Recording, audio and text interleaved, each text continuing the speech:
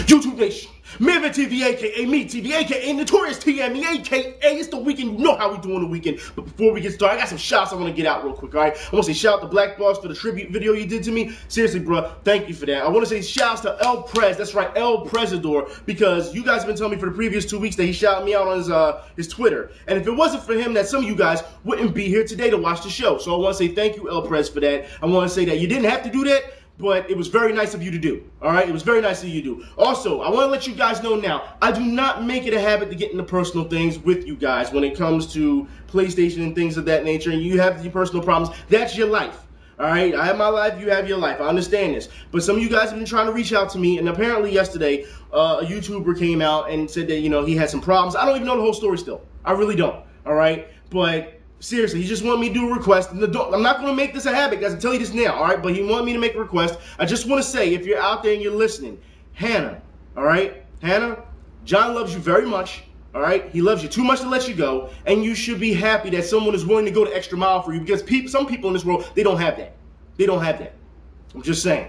All right, now, guys, I want to keep moving on. We got the show coming up now. I want to say that, thank you for all your emails, all your messages, all your comments. I still got to get back to some of you guys. I also want to say thank you for all the the news that you sent me. All right, so let's just get in this right now. We're going to start off with what happened earlier this week with Sony. All right, now, as we all know, the PlayStation Network went down again. Why? Because of the password reset hack, right? It was an exploit.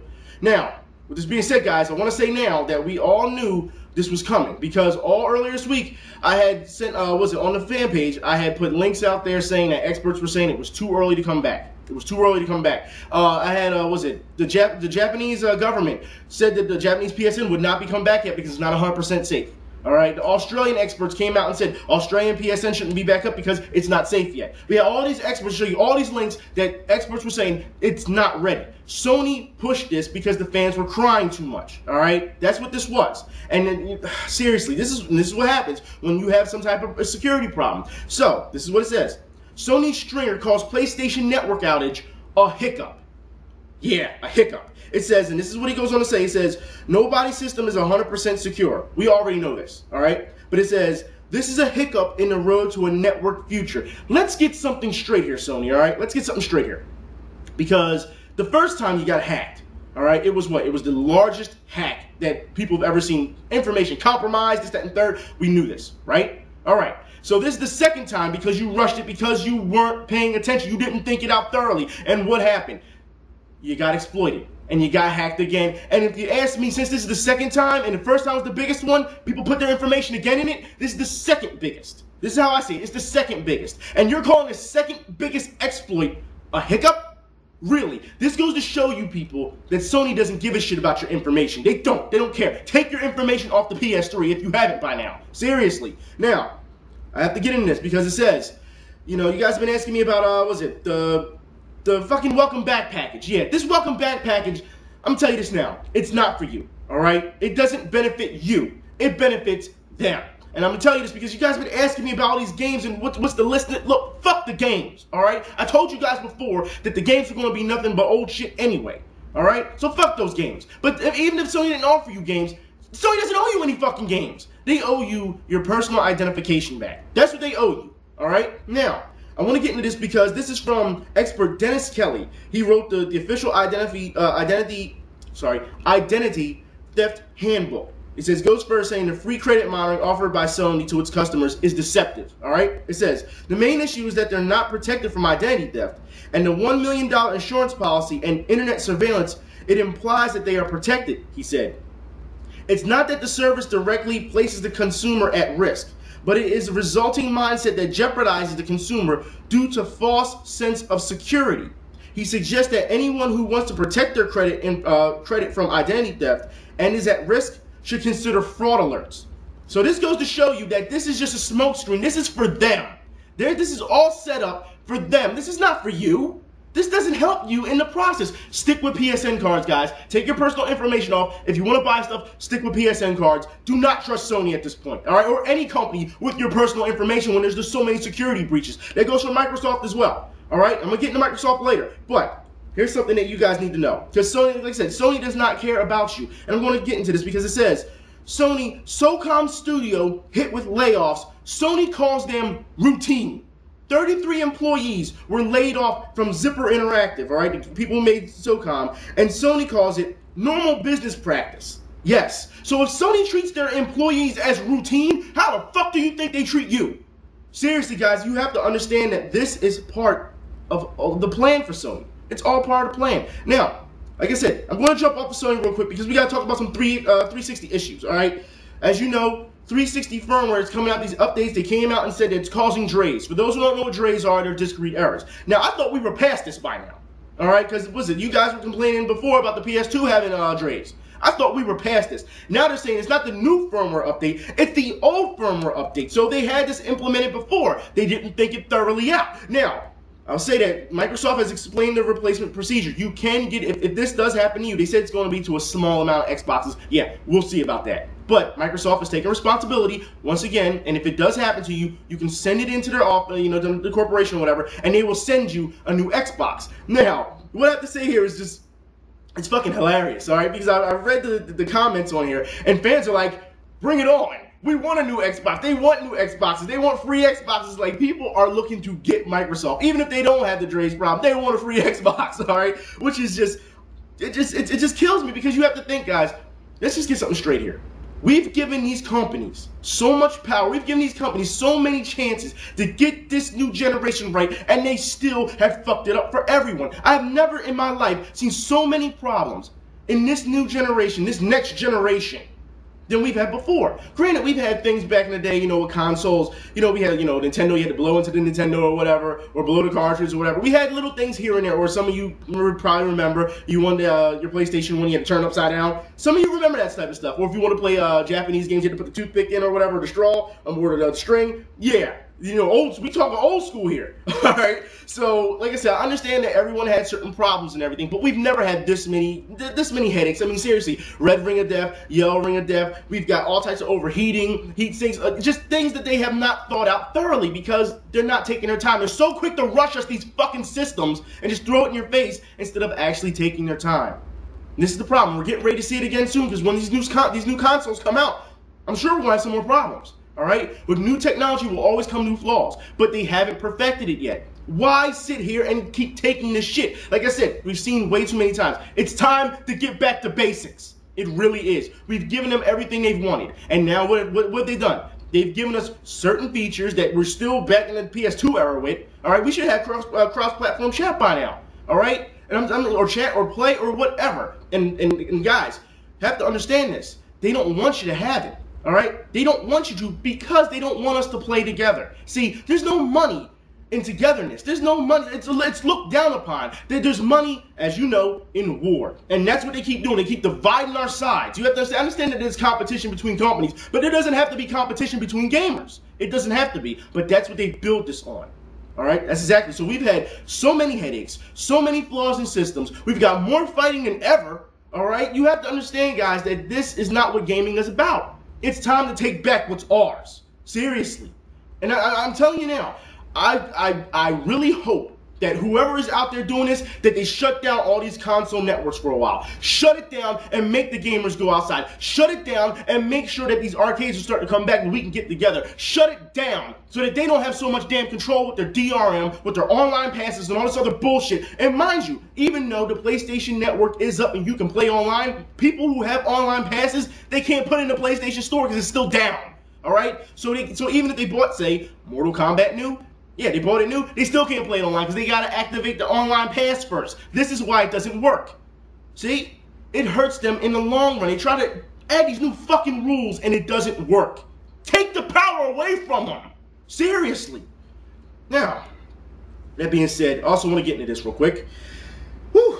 Because for those who don't know, companies are still acting a fool. Last week I told you guys that Capcom, that's right, Capcom, let's just get on it right now. Capcom complained about the PSN being down, right? They were losing millions in dollars and oh, boo-hoo, boo-hoo. Well, let me tell you now, Capcom has announced their fiscal year end results, and it's been a new record. That's right.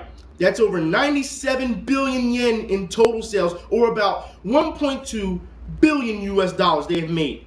Yes, In the fiscal year just before this one, they came away with 67 billion yen in that column. So this last year has been phenomenal for Capcom. All right. It also says Capcom estimates it lost 294 million yen due to the aforementioned disaster in the Northeast Japan. Okay. So we understand what happened in Japan, but you have to understand these guys are putting up record numbers. It's like rich people complaining that they're poor. There's no way you can sit here. I'm sorry. I don't feel bad for you. I don't feel bad for you. And on top of this, let me say this now. Capcom wants you to pay for demos now because, for those who don't know, Mega Man Legends 3, they will be charging for when it comes. Seriously, links in the, I'm not going to get links in the info bar. Link is in the info bar. This is just to start things to come because Deus Ex. Yes, Deus Ex, the new Deus Ex will have in-game advertising. They've already put in McDonald's and Adidas in their game. Yes, in-game advertising. I told you guys before with this, with DC Universe, that's what they should have did. All right, in order to make the difference in cost. We all know they ended up lying. All right, we saw this before with Need for Speed. We saw this before with Burnout. We saw in-game advertising is something that they're going to start doing now. All right, this is the future because they want more money. You can't sit here. Seriously, fuck you guys. Seriously, and the thing is, the more we keep letting them get away with this, the more they'll keep doing it. And you know what I'm talking about? Bioware Employees. Did I not tell you a couple months ago about Dragon Age? What happened? About Bioware Employees going on Metacritic, right? Going on Metacritic and boosting their score. Well, check this out. Bioware Employees got caught again on Metacritic. This time, they weren't boosting their score. They were trashing other competitors' scores. And there's a screenshot, there's a link in the info bar for The Witcher 2. A Bioware employee went in there, and out of 10, they rated it a 0. A 0. Yeah, they rated a 0. See, this is going too far. Like I said, I understand that competition is healthy between them, but this is just going too far. To slander a product, I'm sorry guys, no. You don't do that. Like I said, you fooled me once, shame on you. This is the second time you got caught. Like I said, if they don't pay for anything the first time, they'll keep doing it. And what happened when they said they people pretty much ratted them out to EA? What happened? EA said, it's all part of business. It's all part of business. We don't give a fuck. It's all part of business. Understand, guys, that this is something that's going to happen time and time and time again. All right? Like I said, they'll keep using you. How many times have we heard throughout, not just Sony or whatever, but through companies, throughout the previous 2 years? All right? We're stupid. We'll still buy the product anyway. We're sheep. We're all kind of, they called us everything in the book. Everything. And yet, they're still making record profits. They don't care about us. They don't care about gaming, as far as I'm concerned, because we make them. They forgot where they've come from. We've made them, all right? But they don't want to hear that. And with that being said, Lionhead Studios comes out and says used games are worse than piracy. Look, I've covered this way too much, all right? Lionhead, you should be ashamed of yourself. Because as far as I'm concerned, if it wasn't for used games, I'm telling you this now, I'll go on record and say this right now. Certain games I bought used because I wasn't sure if it was worth the new price. Because I bought them new, and because they were good games, it made me the next time go out and buy new because it made me trust that developer. Understand that this still works in your favor. I'm tired of hearing you guys bitch and moan. Seriously, do something about it. Do something about it then. Or stop, or just cut off GameStop altogether, or EB, or whatever. But you can't, because you need those retails to sell your product. That's why. If you were, like I said, if you're so fucking gun-ho or hard up for this, there would be, look, you wouldn't be giving them exclusive content for pre-orders and this, that. You wouldn't be doing all this. You wouldn't. All right? Stop lying. Stop trying to give this illusion that you give a shit. All right? You have money. You know you are. It's like rich people saying that they can only survive off a few million instead of poor people not having anything. All right? No one feels bad for you guys. Nobody. Nobody. If you make quality products, and I've said this way too many times and you guys have agreed, you make quality products, you won't have to worry about so many damn used games. You won't. But you push it out so fucking much, and then you come out with another one to kill the original lifespan of that one. So you put it on yourself. You do it to yourself. All right? Take some responsibility. All right, guys? Look, that's all I have for the corporation part right now. All right? But we will get back in this. We're going to start with the game soon. But speaking of games, let's check out a trailer real quick for Final Fantasy Versus 13. Check it out. Noctis OG. Noctis OG. Noctis OG.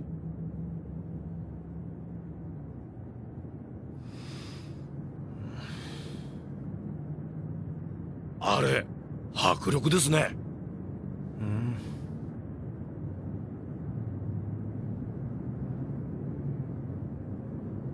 るで占領されたみたいだな。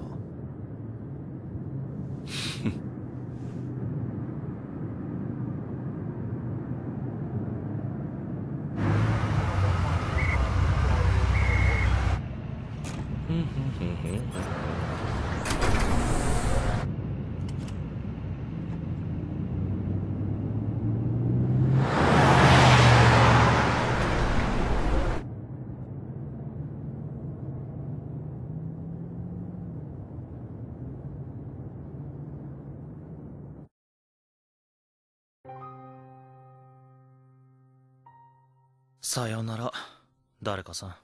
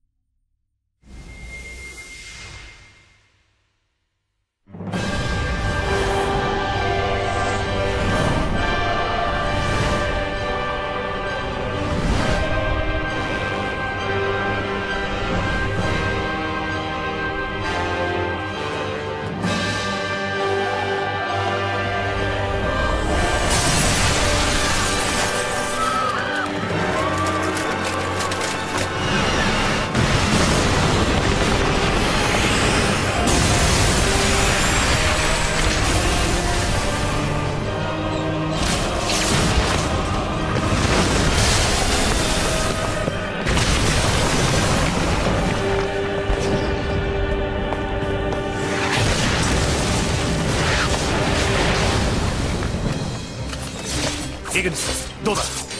何事もなかったかのようにルシスは続く。クリスタルと共に繁栄を続ける。それがニフルハイム側の鼻を明かす最高の結末だと思う。つまり徹底抗戦とクリスタル奪回、それでいいんだな。いや、現実を見ろノクト。俺の強さを見てたろうが。見たよ。でもまだ新しい力に体が慣れていないよね。きついだろ。時間が必要だ。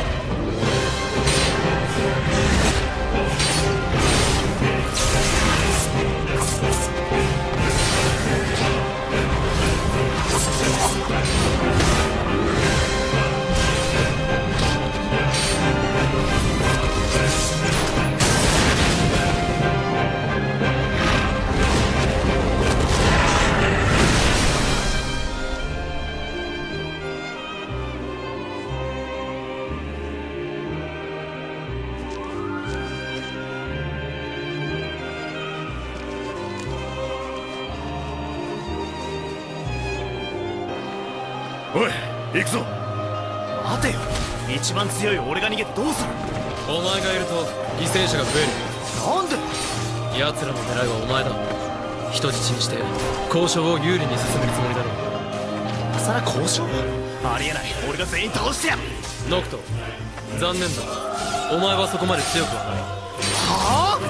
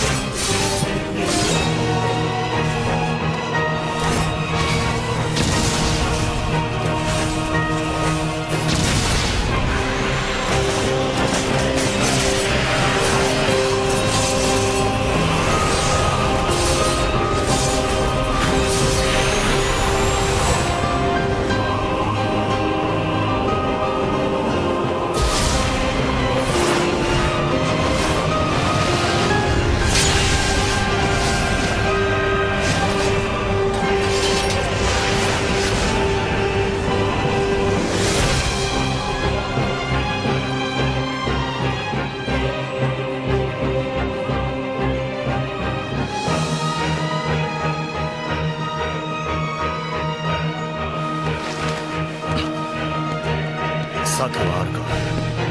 10倍返しくらい。100倍返しで考えてやる。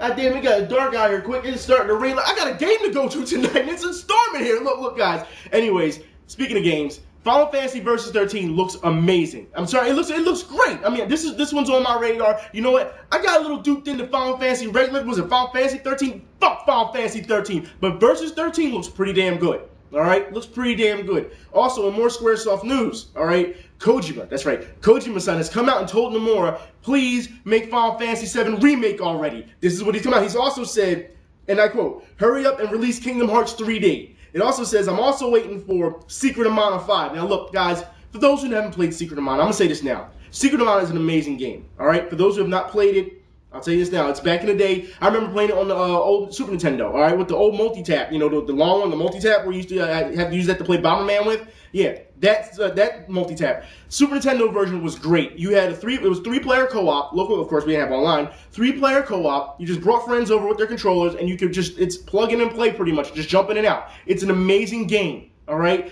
Squaresoft, I'm saying this now. If you're listening, please, Secret Mana Collection. You don't have to HD it up. Just port it. Just port it. That's all you have to do. Please give these people, for those who have not played Secret Mana, this would be a great time for you to release these classics. I'm just saying. Please, Squaresoft, do yourself a favor. If you are thinking about making Secret of Mana 5, please, collection of Secret Mana 1 through 4, and that will give you some type of gauge of how your customer fan base will be for the game, so you know to make it or not. I'm just saying. That's how you should work things. Anyways, I have more Squaresoft news. Chrono Trigger. Yeah. Chrono Trigger. For those who haven't played Chrono Trigger, I'm telling you now. Chrono Trigger has hit the Wii. All right, yeah, it's hit the Wii, and it's $8.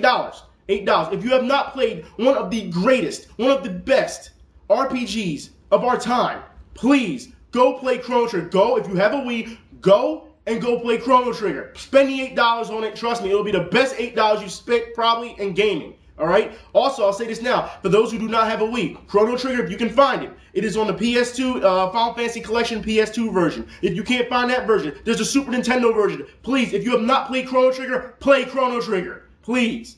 Anyways, in more Wii news. All right. Star Fox. Yeah, Star Fox 64 3D. It's coming, but it will not have online play. It will not have any type of online play. If you're not going to have online play, Nintendo, please put in some type of LAN play. Put in something. Some type of co-op. You have to. I mean, seriously. This is about playing together. Star Fox was always about playing together, if you ask me. All right? Yeah, it was fun to have, you know, all your little, you know, AI guys around. And you know some of them were arrogant. I'm not going to name names. Y'all know, if y'all play Star Fox, y'all know what I'm talking about. But seriously, guys, no online play for a big anticipated title like this will hurt it. I'm just saying it will hurt it. Now, here's some horrible fucking news that, what the fuck, this really just sends up a flag, really. Batman goes multiplayer first-person shooter with Gotham City imposters. What the fuck? Gotham City, what? First-person shooter? Yes. So in Gotham City imposters, no one plays as Batman. Nobody, all right? Instead, players will play on either side of the Bat or the Joker. It says, as they game their way through a variety of online-only, multiplayer-only modes. This is, they said they're comparing this, they're saying it's Team Fortress meets Batman Arkham Asylum. All right? This is a strictly online-only game. Strictly online-only. This is fucking bullshit. This is stupid. I'm sorry, but I'm not playing this. Come on, man. What the fuck? I mean, we wanted multiplayer, but this is not what we were thinking. I don't understand what these developers are thinking. Oh, I understand. You're just trying to make a quick buck. That's all you're trying to do. You're trying to make a fucking quick buck. Anyways, guys. Here's some other news. Mass Effect 3. Now, I told you guys before it was delayed, but here's some more news. Mass Effect 3, it says right here, will have gay romance option for male Shepard. Yes. All right, now, guys, it goes on to say that there's an alternative lifestyle that you can use with Shepard. All right, but it's optional. All right, so before anyone has a fucking hissy fit and say, oh my God, to turn this badass guy into whatever, it's optional. All right, all I'm saying is I don't have a problem with this, because it actually expands the gameplay. I mean, we don't know what type of story or gameplay it's really going to expand yet. I mean, literally expand. But, I mean, seriously, we don't know all the details yet. It says it's reactive to how you interact with characters in the game. It says it including same-sex, male and female characters. All right, so we don't know what's going on yet. Link is in the info bar for more information. Okay, guys, don't freak out. I know I've read some forums that are just, people are just going crazy. This is bullshit, this and third, and then there's other guys saying they're going to do it just for laughs. You know what I mean? Like, understand that all they're doing is giving you an option. You're just adding more to the game. That's all it is. That's how you should look at it. That's as far as you should look at it. But I'm sure a certain media outlet will freak out once they hear that. I'm just saying. Now, also, I have some other news for you guys. I know it's in the title already. Modern Warfare 3. Now, I'm not going to spoil anything for you guys. I just want to let you guys know that there's a link in the info bar where you will go, who will die in the game, and who you'll kill. Alright? Also, Activision is rolling out a beachhead program. For those who don't know what beachhead program is, it's almost like Socom Pro Mode. Alright? So it's almost like a prestigious pack they're going to do. They're going to charge you even more money now than they are already for map packs and things of that nature. Just letting you guys know. Alright? And we have more news on the gaming front, but before I get even more started, because I got a lot of details for you guys, let's look at another, and I mean another trailer for STARHAWK.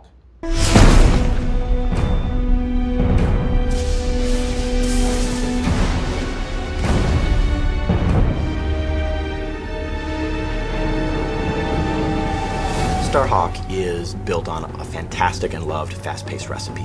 It's got the fantastic multiplayer gameplay that our fans expect, a rich new universe, a solo campaign, and a phenomenally exciting new mechanic in the game called Build and Battle, a system that allows players to build structures dynamically on the fly and make the battlefield play the way they want to play at that time.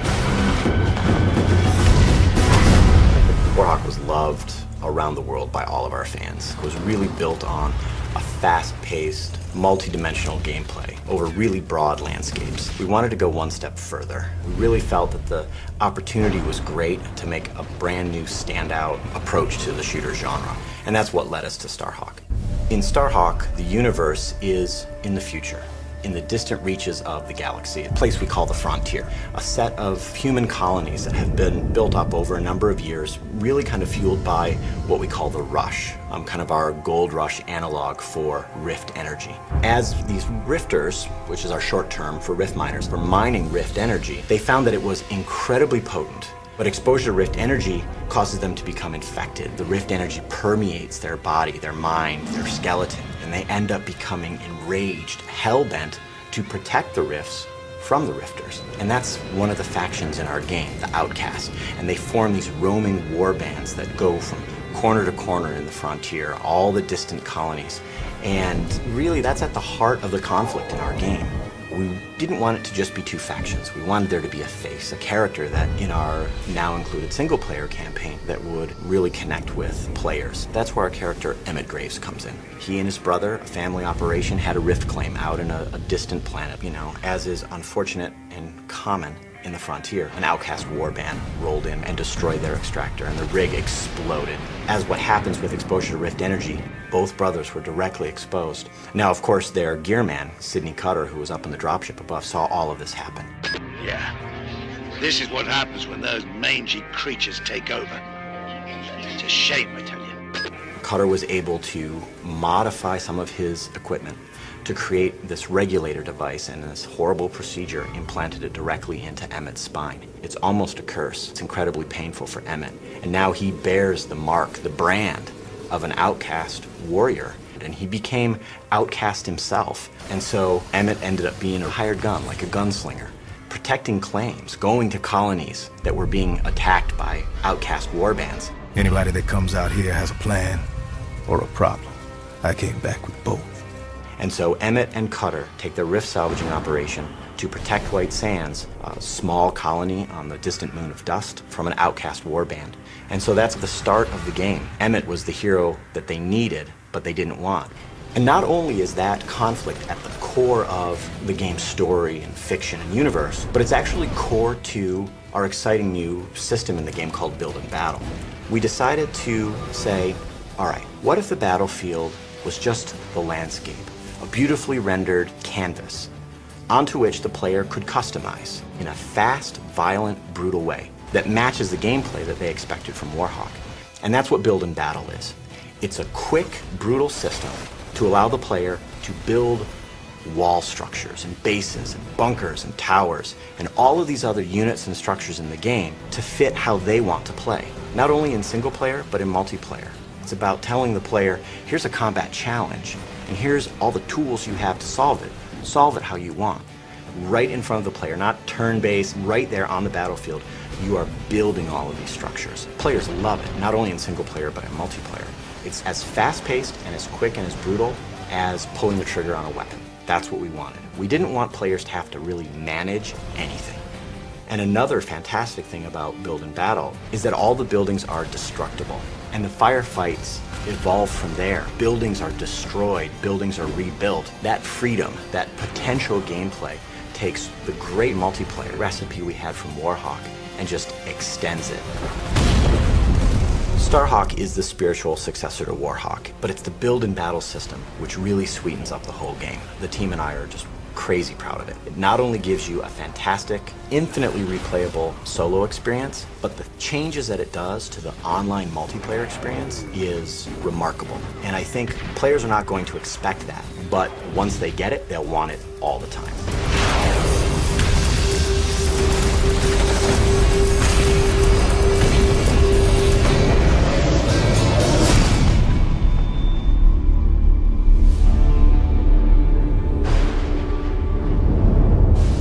Black Protagonist is on a come up. First we got Prototype 2, now this. Oh man, we on a come up. Anyways, I have some more news for you guys for those who did not know. Now understand that earlier this week there was reports that Sony, that's right, Sony's firmware were causing overheating issues. And now we found an update that Sony's firmware isn't the problem. It's LA Noire. Alright? Yes. Now you guys asked me how LA Noire was. I told you I wasn't going to spoil it for you guys, alright? But right now, it's amazing for me. It's an amazing game, alright? But apparently they're going to have to put out a patch. Why? Because we found out that LA Noire is causing the overheating issues in the PS3s. Now before you 360 guys say, the PS3 has more problems, guess what? There's reports for the 360 that LA Noire has overheated 360s now. Look, understand this. The way this works, and before anyone says, how is this happening? It's a processing issue. They're using so much processing power that it's turning on these fans and killing the heat sinks. That's what's happening, all right? So it's for both systems. Rockstar has apologized for it because at first they blamed Sony, and then Sony blamed them. They were playing the blame game, all right? Rockstar has finally admitted it is on their end. So I'm looking forward to a patch, Rockstar. Really, the game is amazing, but you got to give me a patch. Got to give me a patch. I don't want to risk that. I really don't. And I know you're sure as hell ain't going to pay for my PlayStation. So, seriously, you have to... Anyways, we have some news here. I was supposed to tell you guys last week about these two things. Tomb Raider and Silent Hill Downpour, but we're going to get into this right now. Tomb Raider details. Yes, the details. Let's get into this right now, because I showed you guys, 2 weeks ago, screenshots of it, so let's get into the details. All right.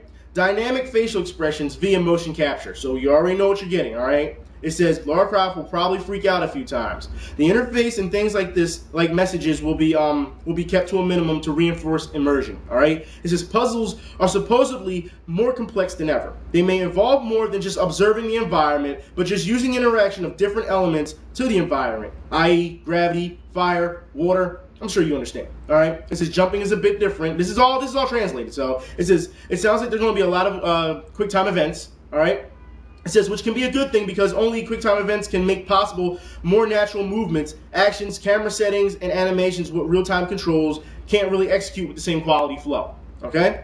It says the game will be an open world, different from before. It kind of sounds like Metroid for me from the way they described it. It says, i.e., new skills and tools open new paths, opens up the world. So understand that, okay, guys? The center of the island acts like a hub where you can make new tools, unlock new things to review your progress. All right. It says there's some kind of view called survival instinct, where things of importance to Lara stand out in yellow or gray, yellow on a gray background, i.e., wolves' footprints. It says they've done something like this before. If it sounds familiar, it says we can expect some news at E3 about this game. It says she will be involved in some kind of ritual with someone else on the island. There will be NPCs including Conrad Roth, the leader of the expedition, and a mentor to Lara. The camera will use dynamic angles and essential moments of despair or claustrophobia. Alright, there's more translation. It says, this is from a magazine. It says, the series is a reboot, as we all know. Young Lara, who isn't already made of steel, she will be afraid of wolves, for example. It says, the world doesn't seem to open, already got that. Alright, it says, there's new tools like ice picks and parachutes. Alright, so far the only bow has been shown. Like I showed you guys before, she was making a bow out of sharpened sticks. You'll have to, you know, for survival instincts. It says, later, Lara found 2 guns. So, of course, much more are to be found. It says, some fire camp on the island can be used as a teleport point. It says the beginning of Lara Hang is trying to free herself. She burns her rope for that, and even looks like in a cutscene. It says, but was it the game part? It says after when a falling Lara impales herself on a steel shard, it says QET time. I'm sorry, QTE time. So quick time event time. It says Lara will cross some other characters, and places will change depending on the times or when the game when you go there. So it has a day and night feature. All right, it's a cycle. Also, let's get into Silent Hill. Alright, you guys have been asking me about this for quite a while. Alright, Silent Hill. It says in the trailer, the monster is shown entering a room shortly after Murphy picks up a gun and gets pushed. Little girl, red dress, blah, blah, blah, blah, blah. At one point, because it really goes on about this bullshit, alright? It says apparently Murphy has accidentally killed someone. This is a little bit part of the story. I'm not going to spoil the whole story, alright? That's all I'm going to give you. That's the warm-up. Alright, it says at one point in the trailer, Murphy comes across a police badge with the black mourning stripe. It says the type used for officers killed in action. However, he does not react when he sees it. It says getting a high enough score in the arcade game Jailbreak is the only way to get a cable car ticket to Devil's Pit, wherever that is. It says water is a huge part of the gameplay in other world transitions. It says enemy chase scenes as well as player's ability to look over his shoulder and knock down objects to slow enemies. It was this is the same thing that was shown in Silent Hill Shattered Memories for those who played it. Okay. It says the game has both fixed camera angles like the original Silent Hill titles, and as well as player-controlled angles. So you're getting the best of both worlds. All right. It says according to the developers, the purpose of this is to create sense of fear. For if the player is to utilize fixed camera angles, it is unknown if a planned scary moment will happen or not. Okay. It says puzzle difficulty modes return. So you're going to have different difficulty modes. All right. It says clothing changes depend on the player's desire. It says boss battles contain quick time events as shown in Silent Hill Origins. Alright, weapon-specific paths return from Silent Hill Homecoming. Alright, using crowbars to open doors. It says Silent Hill subway can be used to travel around town. It says the map is very large, showing an entire town of Silent Hill. Exploring all of it will take over 8 hours to explore the entire thing. So this is pretty much kind of open world. Alright, the game is estimated to take 10 plus hours to finish. Alright, story-wise, it'll take 10 plus hours to finish, but I guess every location will take 8 hours. I don't know. Alright, it says, the returning location, there's no returning location themes, so hospitals and schools are out. You're not getting those. Alright? Silent Hill Downpour has some similarities to older games. For example, in the first Silent Hill, Sybil Bennett follows you around the town, and in Downpour, Murphy is being followed by a police officer. Alright, the camera angle is used in Downpour is similar to ones used in Silent Hill Homecoming. Like I said, it's all just translated. I'm reading off of here. Alright, it says the water is present, i.e., a half-flooded basement. Murphy is about to face a monster or confront his personal demons. The one weapon rule is similar to Silent Hill 4, the rule, one weapon mode. Alright, only one weapon mode. Now, I believe that's all I have today for you guys, but I do have another. That's right, let me put this down. Another trailer. Now, I'll give you a little hint. This has already been confirmed for the PC. It's been out for the PC before. It's been out for the Xbox 360. But it originally was for the Dreamcast online. I'm sure you probably figured it out by now. Anyways, I'll talk to y'all later. Y'all be safe. Y'all have a good weekend. I'll talk to you then. I got a game to go to. Hopefully it doesn't rain out. Talk to you then. I'm out.